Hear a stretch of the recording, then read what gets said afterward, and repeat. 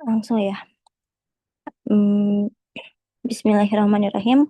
Assalamualaikum warahmatullahi wabarakatuh. Yang terhormat kepada Ibu Leonita Siwianti, SAGMM, selaku dosen pengampu mata kuliah MSDM. Pada kesempatan kali ini, izinkan kami mempresentasikan hasil PowerPoint kerja kelompok kami yang berjudul Rancangan Sistem Manajemen Sumber Daya Manusia pada PT MIDI Utami Indonesia Tbk Alfa MIDI. Sebelum masuk ke pemateri, izinkan saya memperkenalkan anggota kelompok terlebih dahulu. Ada Silvi Segiana Hermawati, Resa Anggraini, Heni Susanti, Naja Nafisal Hakim, dan Raya Gumelar. Jalan-jalan ke kota Blitar, tak lupa membeli buah mangga. Mari kita mulai presentasi dengan semangat. Semoga ilmunya bermanfaat. Langsung kita masuk ke pemaparan materi selengkapnya yang akan disampaikan oleh teman saya. Kepadanya dipersilakan. Baik, sebelumnya terima kasih pada moderator. Di sini izinkan saya untuk menjelaskan sedikit profil dari Alpamidi ini. Nah, Alpamidi itu pertama kali berdiri pada tahun 2007 sebagai anak perusahaan dari PT Sumber Alparia Trijaya dan kemudian berproses di bawah naungan PT Midi Utama Indonesia atau TBK yang listing di Bursa Efek Indonesia. Nah, jadi Alpamidi ini bukan sekedar toko biasa, melainkan perusahaan terbuka yang memiliki tanggung jawab kepada para pemegang saham. Nah, konsep Alpamidi juga cukup unik, berbeda dengan Alfamart atau Indomaret yang berformat minimarket kecil. Alpamidi menghadirkan format toko medium, istilahnya mid-size atau supermarket, dan toko berukuran 180 hingga 300 meter. Nah, ini juga menyediakan produk segar seperti sayuran, buah, daging, dan produk olahan lainnya. Selain produk kebutuhan rumah tangga dan makanan siap saji, Alfamidi juga membuat pesaing langsung dengan supermarket skala menengah. Dari sisi skala bisnis, saat ini Alfamidi telah memiliki lebih dari 2.200 gerai yang tersebar di seluruh Indonesia, dari Sumatera hingga Sulawesi. Nah, dengan jumlah ini, Alfamidi mengelola sekitar 30.000 karyawan aktif. Angka ini setara dengan populasi sebuah kecamatan kecil. Dan inilah yang menjadi inti permasalahan manajemen sumber daya manusianya. Nah, bagaimana mengelola 30.000 orang dengan standar layanan yang konsisten di lebih dari 2.200 titik gerai yang beroperasi 18 jam sehari? Jawabannya adalah pertanyaan itulah yang menjadi alasan seluruh rancangan sistem MDN yang akan kami paparkan. Nah, terus selanjutnya, perencanaan kebutuhan tenaga kerja. Yang pertama ada analisis beban kerja. Nah, langkah pertama dalam perencanaan itu adalah analisis beban kerja atau workload analysis. Alpamidi beroperasi rata-rata 18 jam per hari dari pukul 6 pagi sampai jam 12 tengah malam. Ini berarti setiap gerai membutuhkan minimal 2 hingga 3 pergantian shift dalam sehari. Nah, berdasarkan ukuran gerai standar Alpamidi yang berkisar 180 hingga 300 meter, setiap gerai itu membutuhkan 8 sampai 12 karyawan yang aktif. Dengan lebih dari 202.000 gerai, total kebutuhan minimum sudah di angka 17.000 hingga 26.000 orang hanya untuk operasional gerai, belum termasuk staf kantor pusat, gudang, dan distribusi. Yang kedua ada proyeksi kebutuhan rekrutmen.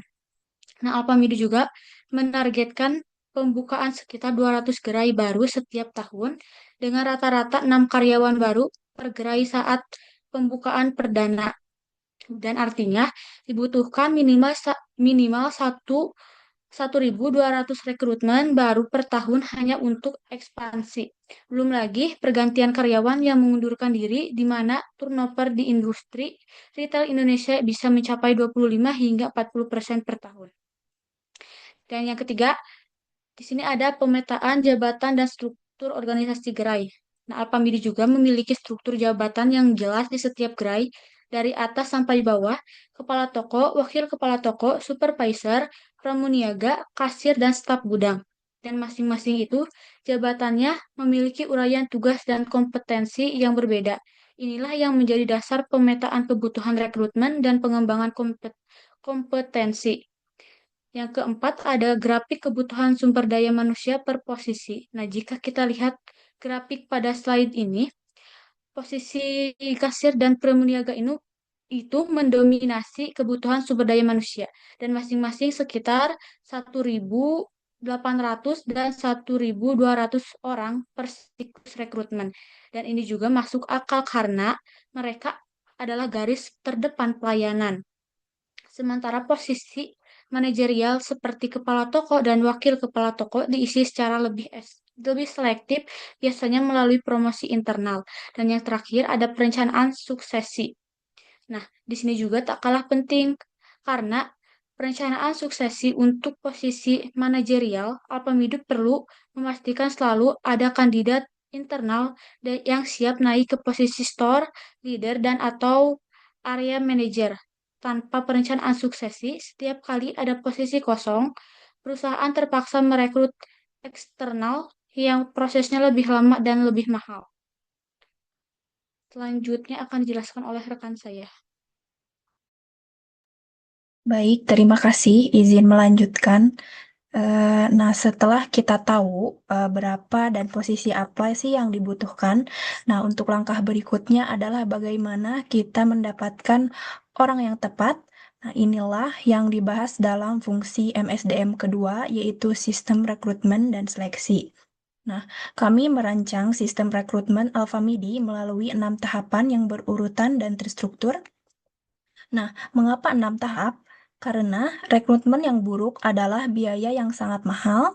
Kemudian, sebuah studi juga menyebutkan bahwa biaya mengganti satu karyawan bisa mencapai 50% dari gaji tahunan mereka, termasuk biaya waktu supervisor, pelatihan ulang, dan penurunan produktivitas sementara. Nah, adapun tahapan-tahapannya, tahapan yang pertama yaitu identifikasi kebutuhan. Nah, proses ini dimulai dari dalam kepala toko atau HRD gerai mengajukan form permintaan karyawan atau job requisition form ke HR pusat. Nah, form ini tuh mencantumkan posisi yang dibutuhkan, jumlah orang, target mulai kerja, dan alasan kebutuhan. Nah, apakah karena ekspansi, pengunduran diri, atau peningkatan beban kerja? Nah, kemudian tahapan yang kedua yaitu sourcing kandidat. Alfamidi menggunakan berbagai jalur pencarian kandidat secara paralel. Pertama, job portal seperti Jobstreet, Indeed, dan LinkedIn untuk menjangkau kandidat aktif. Nah, kemudian yang kedua yaitu medsos atau media sosial, terutama Instagram dan TikTok untuk menjangkau Gen Z. Nah, untuk yang ketiga, ini sangat efektif untuk gerai di daerah kerjasama dengan SMK dan Politeknik setempat. Kemudian yang keempat, yaitu walk-in interview yang dijadwalkan setiap bulan di kantor area. Kemudian yang kelima yaitu referral karyawan yang terbukti menghasilkan kandidat dengan retensi lebih tinggi. Kemudian tahapan yang ketiga yaitu seleksi administrasi. Berkas kandidat diperiksa kelengkapannya, KTP yang masih berlaku, ijazah minimal SMA atau SMK, kemudian SKCK dari kepolisian, surat keterangan sehat dari dokter, dan foto formal 4x6. Nah, si kandidat ini yang tidak memenuhi persyaratan dokumen langsung gugur di tahap ini karena untuk menghemat waktu semua pihak. Nah, kemudian tahapan yang keempat yaitu ada tes dan wawancara. Nah, ini adalah inti dari proses seleksi. Untuk posisi operasional seperti kasir dan pramuniaga dilakukan tes kemampuan dasar yang meliputi numerik sederhana dan kemampuan komunikasi. Nah, untuk posisi supervisor ke atas ditambahkan psikotes ya yang mengukur kepemimpinan, integritas dan kemampuan pengambilan keputusan. Semua posisi itu melalui wawancara HR untuk menilai motivasi dan kesesuaian budaya. Dilanjutkan wawancara user, yaitu kepala toko yang akan menjadi atasan langsung. Nah, kemudian untuk tahapan yang kelima yaitu ada medical check up. Calon karyawan yang lolos seleksi wajib menjalani pemeriksaan kesehatan di klinik rekanan Alfamidi. Nah, hal ini tuh penting terutama untuk memastikan kandidat ini tidak memiliki kondisi medis yang dapat mengganggu kinerja. Nah, mengingat pekerjaan di gerai retail menuntut stamina fisik yang baik, berdiri berjam-jam dan bekerja dalam shift termasuk malam hari. Nah, kemudian tahapan yang terakhir yaitu onboarding. Karyawan yang dinyatakan lolos menjalani orientasi perusahaan selama 3 hari di kantor area atau pusat. Nah, kemudian materi orientasi itu mencakup sejarah dan visi Alpamidi, nilai-nilai perusahaan, standar layanan, regulasi ketenagakerjaan, dan hak karyawan. Nah, setelah orientasi, mereka langsung menjalani OJT atau on the job training selama 2 minggu di gerai dan didampingi oleh store trainer atau karyawan senior yang ditunjuk sebagai mentor. Nah, ketika karyawan sudah diterima, sekarang pertanyaannya, bagaimana kita membuat mereka menjadi karyawan yang kompeten, produktif, dan berkembang? Nah, ini adalah domain fungsi MSDM ketiga, yaitu program pelatihan dan pengembangan. Nah, ada sebuah pepatah dalam dunia HR yang berbunyi, hire for attitude, train for skill. Artinya, kita bisa melatih keterampilan, tapi sulit mengubah karakter dasar seseorang. Nah, maka sistem pelatihan Alfamidi dirancang tidak hanya untuk mengajarkan cara kerja, tapi juga untuk membangun budaya melayani dari dalam. Nah, yang pertama yaitu ada orientasi karyawan baru. Nah, program pertama adalah orientasi karyawan baru. Nah, dalam 3 hari pertama, karyawan diperkenalkan dengan DNA perusahaan, seperti nilai-nilai Alfamidi, kemudian standar operasional prosedur gerai, kemudian konsep K3 atau keselamatan dan kesehatan kerja yang termasuk cara penanganan produk segar dan situasi darurat, serta standar layanan pelanggan yang diringkas dalam konsep 3S yaitu senyum, salam, sapa. Nah, kemudian yang kedua yaitu on the job training atau OJT selama 2 minggu. Nah, OJT adalah pelatihan paling efektif karena langsung dipraktikkan di lapangan.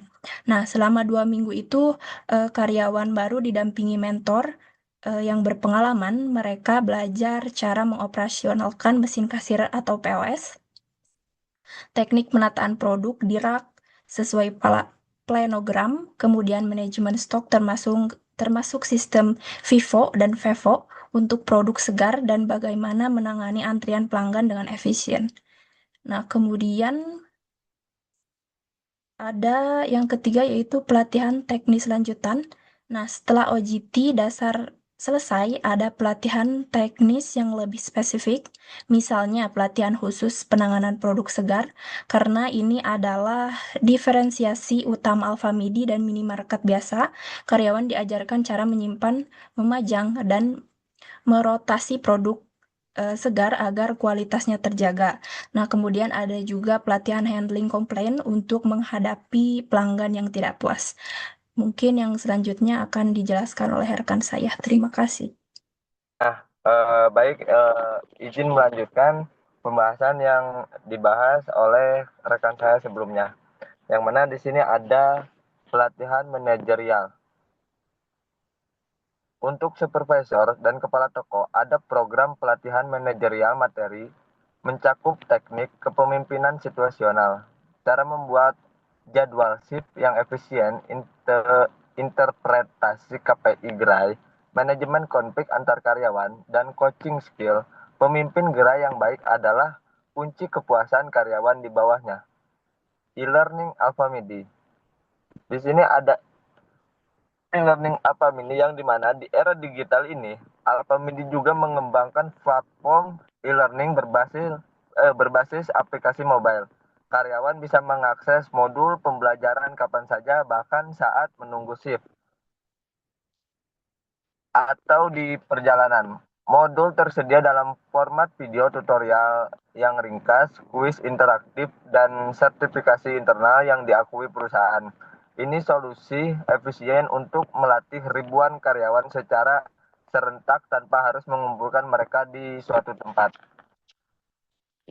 Lalu di sini ada jalur pengembangan karir. Sistem pelatihan ini dihubungkan langsung dengan jalur karir yang jelas. Seseorang pramuniaga atau kasir yang berprestasi dan menyelesaikan modul pelatihan yang ditentukan bisa naik menjadi supervisor gerai. Dari sana, ia bisa berkembang menjadi wakil kepala toko. Lalu, kepala toko bisa naik menjadi supervisor gerai. Dari sana, ia bisa berkembang menjadi wakil kepala toko. Lalu, kepala toko area manajer hingga regional manajer. Jalur ini transparan dan terukur, bukan berdasarkan senioritas atau like-dislike atasan, melainkan berdasarkan kompetisi dan rekam jejak kinerja. Nah, di sini ada sistem penilaian kinerja. Yang pertama itu ada sistem KPI atau Key Performance Indicator. Kami merancang sistem KPI Alpamidi dengan 5 aspek penilaian yang memiliki bobot berbeda sesuai prioritas perusahaan. Yang pertama ada aspek produktivitas kerja, bobot 30%. Ini adalah aspek dengan bobot terbesar karena paling langsung berdampak pada pendapatan. Yang indikatornya mencukup pencapaian target penjualan harian atau mingguan, jumlah transaksi yang berhasil diproses kasir per jam, dan kecepatan pelayanan yang diukur dari rata-rata waktu transaksi. Seorang kasir yang melayani 15 pelanggan per jam jauh lebih produktif dari yang hanya melayani 10. Lalu yang kedua ada kualitas pelayanan atau bobot 25%. Nah, Alpamidi secara rutin menggunakan misteri super evaluator tersembunyi yang berpura-pura menjadi pelanggan untuk menilai standar pelayanan. Skor misteri super menjadi salah satu indikator utama. Ditambah data jumlah komplain pelanggan dan konsistensi penerapan salam 3S, senyum, salam, sapa yang menjadi standar budaya pelayanan Alpamidi. Dan aspek yang ketiga ada kedisiplinan atau bobot 20%. Dalam bisnis retail yang beroperasi dengan shift ketat, kedisiplinan sangat krusial. Aspek ini mencakup rekam jejak, absensi, ketepatan waktu masuk shift, dan jumlah pelanggaran SOP yang tercatat selama periode penilaian. Bahkan, keterlambatan 10 menit saat pergantian shift bisa menyebabkan kedapatan pelayanan dan pelanggan tidak terlayani. Dan yang selanjutnya ada aspek keempat, kerjasama tim atau bobot 15%. Gerai retail adalah kerja tim. Seorang kasir tidak bisa bekerja efektif tanpa dukungan pramuniaga yang memastikan rak terisi. Aspek ini menilai kemampuan karyawan, berkoordinasi antara shift, kualitas, komunikasi, dan semangat gotong royong, termasuk kerelaan membantu rekan yang kelebihan beban kerja. Dan yang terakhir ada aspek pengembangan diri atau bobot 10%. Aspek ini mengukur seberapa aktif karyawan mengembangkan kompetensinya. Indikatornya adalah penyelesaian modul e-learning dalam aplikasi, kehadiran dan partisipasi dalam pelatihan yang dijadwalkan, serta pencapaian sertifikasi internal. Karyawan yang proaktif belajar menunjukkan potensi untuk berkembang ke posisi lebih tinggi. Mungkin itu saja yang saya dapat sampaikan. Selebihnya akan disampaikan oleh rekan saya. Baik, izin melanjutkan. Yang selanjutnya ada sistem kompensasi yang pertama, yaitu gaji pokok sesuai UMR atau UMK wilayah operasional. Gerai posisi supervisor dan kepala toko mendapat range lebih tinggi dari UMK. Jadi perusahaan menentukan jumlah posisi dan kompetensi karyawan yang dibutuhkan agar sesuai dengan tujuan dan kebutuhan organisasi. Yang kedua ada tunjangan tetap. Tunjangan makan Rp 15.000 per hari, transportasi, dan kehadiran. Reward bebas absen per bulan. Selain itu membantu kebutuhan karyawan, tunjangan kehadiran juga bertujuan untuk meningkatkan disiplin dan mengurangi tingkat absensi. Yang ketiga ada tunjangan tidak tetap. Lembur 1,5 kali upah per jam, tunjangan sip malam Rp 10.000 per sip. Nah, jadi tunjangan ini menjadi bentuk penghargaan atas waktu dan tenaga tambahan yang diberikan karyawan. Yang keempat ada bonus kerja. Bonus individu berdasarkan nilai KPI 4,0, bonus tim jika target omset tercapai. Nah, jadi sistem ini mendorong karyawan untuk meningkatkan kinerja sekaligus bekerja sama dalam mencapai target perusahaan. Yang kelima ada benefit non-tunai. BPJS Kesehatan dan Ketenagakerjaan, diskon pembelian produk 5%, seragam, dan loker. Nah, jadi selain kompensasi dalam bentuk uang, perusahaan juga memberikan berbagai fasilitas tersebut untuk meningkatkan kesejahteraan karyawan. Nah, jadi dari 5 sistem kompensasi ini dirancang agar karyawan merasa dihargai, lebih termotivasi, dan mampu meningkatkan kinerja sehingga berdampak positif bagi perusahaan. Nah, yang selanjutnya ada integritas sistem MSDM. Yang pertama ada perencanaan ketenagaan kerja.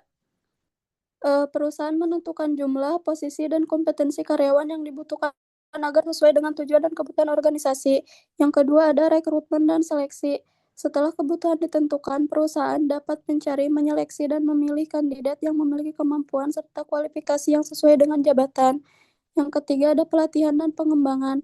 Karyawan diberikan pelatihan untuk meningkatkan pengetahuan, keterampilan, dan kemampuan agar dapat bekerja lebih efektif serta siap menghadapi perubahan. Yang keempat ada penilaian kinerja. Perusahaan mengevaluasi hasil kerja karyawan berdasarkan target, kualitas kerja, dan kedisiplinan. Hasil penilaian ini menjadi dasar untuk pengambilan keputusan SDM. Yang terakhir ada sistem kompensasi. Karyawan memperoleh gaji, insentif, bonus, atau penghargaan sesuai dengan kinerja dan kontribusinya, sehingga dapat meningkatkan motivasi dan loyalitas. Mungkin yang selanjutnya akan dilanjutkan oleh rekan saya. Selanjutnya yaitu tantangan dan rekomendasi strategis. Yang pertama yaitu turnover tinggi di level pramuniaga dan kasir 30-40% per tahun. Terutama pada posisi kasir dan pramuniaga. Artinya cukup banyak karyawan yang keluar setiap tahunnya, sehingga perusahaan harus saling mencari dan melatih karyawan baru. Hal ini tentu membutuhkan waktu dan biaya yang tidak sedikit. Tantangan berikutnya yaitu rekrutmen dan dalam jumlah besar, terutama saat Alfamidi membuka gerai baru di daerah-daerah yang masih terpencil. Dengan mencari calon karyawan yang sesuai di wilayah tersebut tentu lebih sulit dibandingkan di kota besar. Selanjutnya, Alfamidi memiliki lebih dari 2.200 gerai, menjaga agar semua gerai memberikan pelayanan dengan standar yang sama juga menjadi tantangan. Perusahaan harus memastikan bahwa setiap karyawan bekerja sesuai prosedur yang telah ditetapkan. Ada juga keterbatasan anggaran pelatihan, khususnya untuk beberapa gerai. Padahal pelatihan sangat penting agar kemampuan karyawan terus berkembang. Dan yang terakhir yaitu perbedaan UMR di setiap daerah operasional. Karena Alfamidi berada di banyak wilayah, perusahaan harus menyesuaikan sistem gaji agar setiap adil dan sesuai dengan peraturan yang berlaku. Dilanjut. Untuk mengatasi berbagai tantangan tersebut, kami memberikan beberapa rekomendasi. Yang pertama, menjalankan retention program, yaitu program agar karyawan betah bekerja di Alfamidi. Caranya bisa dengan memberikan jenjang karir yang jelas dan memberikan penghargaan, seperti program karyawan terbaik setiap bulan. Dengan begitu, karyawan akan merasa dihargai dan lebih termotivasi. Kemudian menggunakan digital recruitment melalui aplikasi Alfamidi Career. Dengan cara ini, proses melamar kerja menjadi lebih mudah karena bisa dilakukan melalui handphone, mulai dari mengirim berkas hingga proses seleksi awal. Selanjutnya, penggunaan e-learning secara lebih luas. Melalui pembelajaran online, karyawan dapat belajar kapan saja dan di mana saja, tanpa harus mengikuti pelatihan tatap muka. Dan cara ini juga lebih hemat biaya. Dan adanya 360 performance review, yaitu penilaian yang tidak hanya berasal dari atasan, tetapi juga dari rekan kerja dan bahkan pelanggan melalui mystery shopper. Dengan begitu, hasil penilaian akan lebih objektif. Terakhir, yaitu kompensasi berbasis kinerja. Artinya, karyawan yang bekerja lebih baik akan mendapatkan bonus atau penghargaan yang sesuai. Sistem ini dapat meningkatkan semangat kerja sekaligus membuat karyawan merasa usahanya benar-benar dihargai. Lanjut. Kesimpulannya, rancangan sistem manajemen sumber daya manusia di Alfamidi disusun secara terintegrasi, mulai dari perencanaan tenaga kerja, rekrutmen dan seleksi, pelatihan dan pengembangan, penilaian kerja, hingga sistem kompensasi. Setiap fungsi saling mendukung untuk menghasilkan karyawan yang kompeten, meningkatkan kualitas pelayanan, serta mendukung produktivitas dan keberhasilan perusahaan dalam menghadapi persaingan di industri retail. Dengan penerapan sistem MSDM yang baik, Alfamidi diharapkan mampu mengelola SDM secara lebih efektif dan berkelanjutan. Demikian presentasi dari kelompok kami. Kami mohon maaf apabila ada salah kata atau penyampaian yang kurang tepat. Semoga apa yang kami sampaikan dapat bermanfaat buat kita semua. Billahi fisabilil haq fastabiqul khairat. Wassalamualaikum warahmatullahi wabarakatuh. Waalaikumsalam.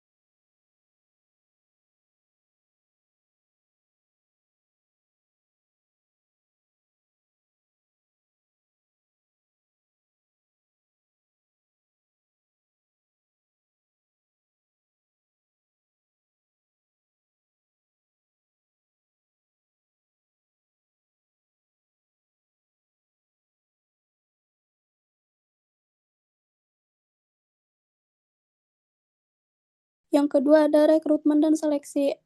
Setelah kebutuhan ditentukan, perusahaan mencari, menyeleksi, dan memilih kandidat yang memiliki kemampuan serta kualifikasi yang sesuai dengan jabatan. Yang ketiga, pelatihan dan pengembangan. Karyawan diberikan pelatihan untuk meningkatkan pengetahuan, keterampilan, dan kemampuan agar dapat bekerja lebih efektif serta siap menghadapi perubahan. Yang keempat, ada penilaian kerja.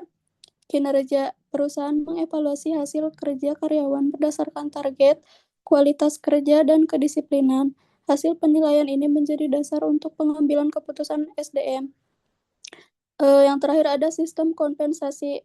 Karyawan memperoleh gaji, insentif, bonus, atau penghargaan sesuai dengan kinerja dan kontribusinya sehingga dapat meningkatkan motivasi dan loyalitas.